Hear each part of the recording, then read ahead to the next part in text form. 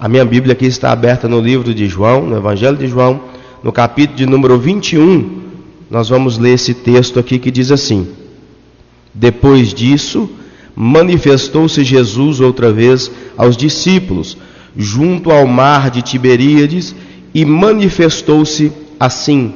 Estavam juntos Simão Pedro e Tomé, chamado Dídimo, e Natanael, que era de Caná da Galileia, e os filhos de Zebedeu, e outros 2 dos seus discípulos.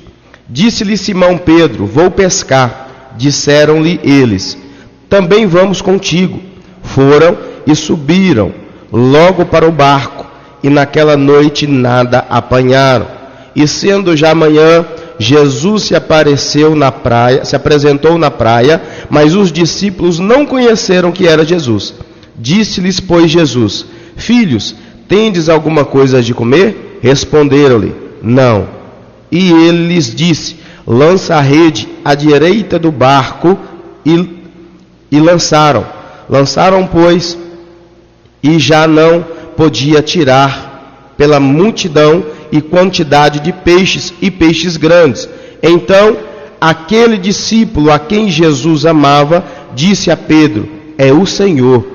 E quando Simão Pedro ouviu que era o Senhor, cingiu-se com uma túnica, porque estava nu, e lançou-se ao mar. E os outros discípulos foram com o barco, porque não estava muito distante da terra, senão quase 200 côvados, levando a rede cheia de peixes.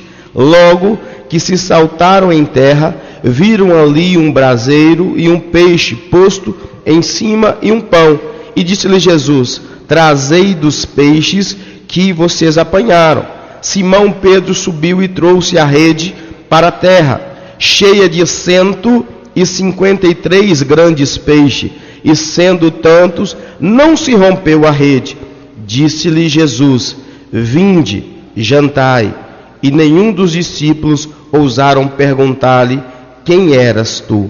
Porque sabiam que era o Senhor. Muito bem, meu amado, minha amada, você que está conosco nessa programação, Deus colocou já há alguns dias esse texto no meu coração para compartilhar com a igreja algumas verdades contidas nesse texto. Mas eu não vou aqui simplesmente trabalhar com esse texto. Eu quero fazer um paralelo entre esse texto e um outro texto que se encontra em Lucas, no capítulo de número 5. É isso mesmo. Em Lucas, no capítulo número 5, nós encontramos ali um relato acerca da pesca maravilhosa. Mas no texto que nós acabamos de ler, nos fala acerca da pesca milagrosa. É isso mesmo. Em um fala da pesca maravilhosa e no outro fala da pesca milagrosa. E eu quero aqui traçar alguns paralelos entre os dois textos para que você possa receber a revelação de Deus sobre a sua vida nesta hora. Bem, meus amados, aqui nesses dois textos, quando eu faço uma comparação, eu vejo o seguinte: no primeiro texto, ali na pesca maravilhosa, nós encontramos que os discípulos estavam ali dentro do barco e Jesus estava com ele dentro do barco. Na pesca milagrosa, Jesus não estava com eles dentro do barco. Eu encontro aqui também que na pesca maravilhosa, o barco estava distante da praia, ou seja, em águas profundas. Mas na pesca milagrosa, o barco se encontrava em águas rasas. Encontro aqui também que na pesca maravilhosa, Jesus estava ali manifesto num corpo de carne, mas na pesca milagrosa, Jesus estava com o seu corpo glorificado. Eu encontro aqui também que na pesca maravilhosa, a rede se rompia.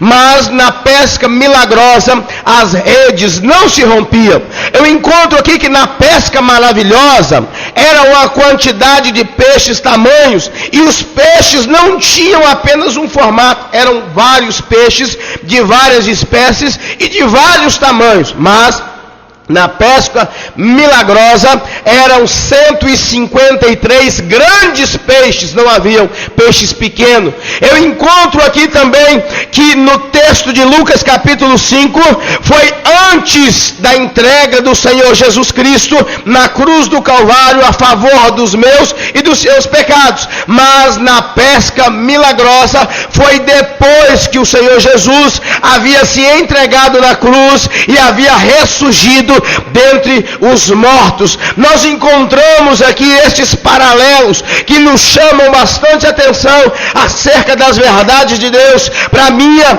e para a sua vida. Pastor Grayson dos Reis, eu estou aqui com os meus ouvidos atentos e estou prestando atenção nesses paralelos, mas eu preciso entender o significado espiritual de ambos os textos, e nós vamos extrair aqui, certo é, que não é verdades aqui totais, mas são verdades contidas nesses dois textos que fazem parte do nosso cotidiano e que nós precisamos atentar para essas verdades, porque certamente fará a diferença nas nossas vidas. Bem, o primeiro relato aqui, o primeiro paralelo que eu quero chamar a sua atenção é dizer que não importa se você precisa hoje que Deus opere uma maravilha na sua vida, ou você está necessitando que Deus opere um milagre na sua vida.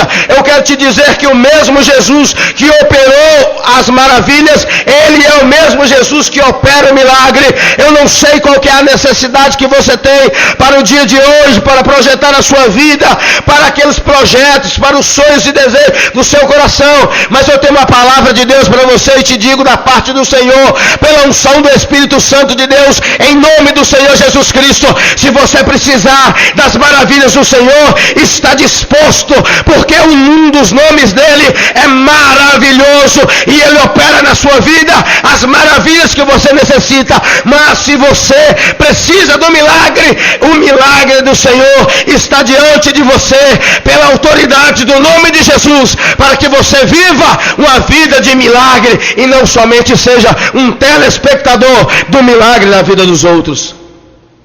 Eu encontro aqui também nesse texto que na pesca maravilhosa, quando o barco estava ali em águas profundas e o Senhor Jesus disse: lança a sua rede, e eles em obediência lançaram as redes e colheram ali vários peixes, uma quantidade que nesse primeiro texto de Lucas 5 não nos fala as quantidades, mas eram vários, a ponto da rede chegar a querer romper. Eu encontro ali uma verdade, que o barco estava em um lugar propício para aquela pesca. E quem sabia a hora certa daquele cardume passar era o nosso Deus, o Deus criador de todas as coisas, o Deus no qual a Ele pertence a terra e toda a sua plenitude. Ele sabia a hora e o momento exato daquele cardume passar. Pastor, o que significa isso para a minha vida? Significa que Deus sabe e já marcou na agenda dos céus. Quero aqui fazer uso de uma figura de linguagem.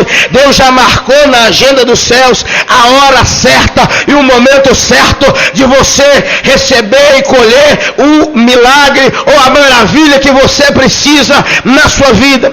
Ainda que aquele momento não fosse o momento certo dos cardumes passar por ali, eu quero dizer que sob a palavra do nosso Deus, sob a palavra desse Deus da igreja, Ele faz cardume de peixe passar a hora que Ele quiser, porque Ele é Deus e Ele tem toda a autoridade nos céus e na terra e embaixo da terra, e agindo Ele, quem impedirá? Se Ele determinar que é a hora do cardume passar, é a hora de você lançar a sua rede em obediência pela palavra de Deus, você vai lançar a sua rede e você vai receber o seu milagre. Eu encontro aqui que na pesca milagrosa, o barco não estava em uma posição, geograficamente falando, favorável para uma grande pesca. O barco não estava posicionado nas profundezas, estava posicionado próximo à margem, em águas rasas, a ponto de Pedro, quando ouviu falar que era o Senhor Jesus, ele salta do barco imediatamente. Quando ele salta do barco imediatamente, ele vai correndo, ele veste-se, porque ele já tinha desistido, ele veste uma túnica e vai de encontro ao mestre. Eu quero te dizer que em águas profundas ninguém salta no mar. Ele saltou porque estava próximo à margem. Pastor, o que isso significa? Significa que se o barco não está no local propício para grande pesca, para pescar grandes peixes, eu quero te dizer que o texto sagrado está nos mostrando que não existe impossível, não existe limite para o agir sobrenatural do Senhor Jesus Cristo de Nazaré. Eu quero te dizer que de repente a sua vida não vai lá muito bem, de repente você não tem entregado a sua vida totalmente ao Senhor, de repente você vai meio que assim cambaleando, de repente você vai assim meio fraco, e você entende que a sua vida não está ali preparada para receber o milagre, não está pronta para receber o milagre, de repente você não está ali no melhor momento da sua vida para receber as bênçãos do Senhor. Eu quero te dizer que se você ouvir essa palavra e deixar essa palavra transbordar na sua vida de fé, eu quero te dizer, seja a sua vida aos teus olhos em um momento geográfico favorável à pesca ou não, favorável ao milagre ou não existe nada que o nosso Deus não possa fazer para que você seja abençoado e o nome dele seja glorificado. Aqui também nesses textos nós encontramos aqui que esses textos, um paralelo muito importante que esses dois textos nos mostram. Qual, pastor? É que em Lucas 5, Jesus estava recrutando os seus primeiros discípulos. Mas em João 21, Jesus estava restaurando o ministério no qual ele havia chamado seus discípulos para exercer. Vou repetir. Em Lucas 5, Jesus estava convocando. Foi as primeiras convocações dos primeiros discípulos. Em João 21, Jesus estava renovando o ministério no qual ele havia determinado para a vida de cada um deles. Pastor, não entendi. Você vai entender agora. Eu quero te dizer que eu não sei qual que é a situação da sua vida. Se você é discípulo ou se você não é. Se você não é um discípulo ainda, eu quero te dizer que Jesus está te convidando para que você faça parte dessa família, para que você se renda a Ele e reconheça que somente Jesus é o Senhor, somente há salvação através deste nome, através de Jesus. Ele é o caminho, a verdade, a vida, e ninguém vai ao Pai senão por Ele. Ele é a porta de entrada, Ele é o alimento, Ele é a árvore da vida, Ele tem o fruto da vida, Ele é o único que pode resolver todas as situações da sua vida. Eu quero dizer para você que você ainda não fez uma aliança, você ainda de repente já ouviu falar tanto de Jesus, mas você ainda não se decidiu. Eu quero te dizer que Ele está disposto a operar a maravilha dele sobre a sua vida, mas para que isso aconteça, você precisa estar com o coração aberto, para que você verdadeiramente seja um discípulo dele, para que Ele possa operar a maravilha na sua vida. Mas eu quero também chamar a sua atenção para você que já é discípulo, para você que já segue a Jesus, para você que caminha com Jesus, para você que já tem a sua vida, você frequenta uma igreja, você faz parte do corpo de Cristo, você faz parte da igreja do Senhor Jesus Cristo, mas você está assim meio que desanimado, porque de repente aconteceu alguma coisa na sua vida e você desanimou. Quem sabe você está fazendo igual aqueles discípulos aqui de João 21. Passou, o que eles fizeram? Depois de tudo que havia acontecido, todos eles voltaram para suas funções antigas. Eu quero te dizer que Pedro voltou a pescar. E aqui neste momento Jesus estava de novo ali restaurando, não só o ministério da vida de Pedro, mas dos demais também que estavam ali, porque voltaram para suas atividades antigas. Eu quero te dizer que Deus te chamou, meu amado, para um propósito de vitória.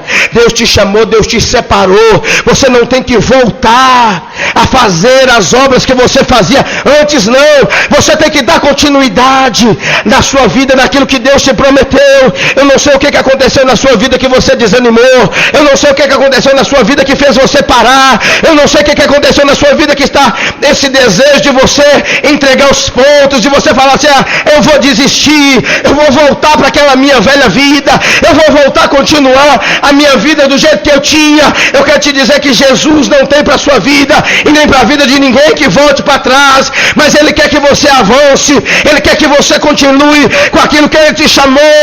Uma vez você levantou a sua mão e aceitou a Jesus como Senhor e Salvador da sua vida, você fez uma aliança com Ele e aceitou ser discípulo, e Ele te chamou para um propósito, e um propósito de vitória, um propósito de milagre, um propósito de bênção. Você não vai permitir que a circunstância tire de você o prazer de servir a Deus. Eu quero te dizer que lutas vêm, mas o próprio Jesus nos diz: no mundo tereis aflições, mas tem de bom ânimo, porque eu venci o mundo.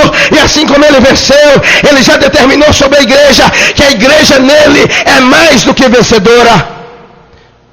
Meu amado, minha amada, não é tempo de você olhar para trás, não é tempo de você desistir, não é tempo de você voltar a praticar as velhas atividades, as velhas obras, não.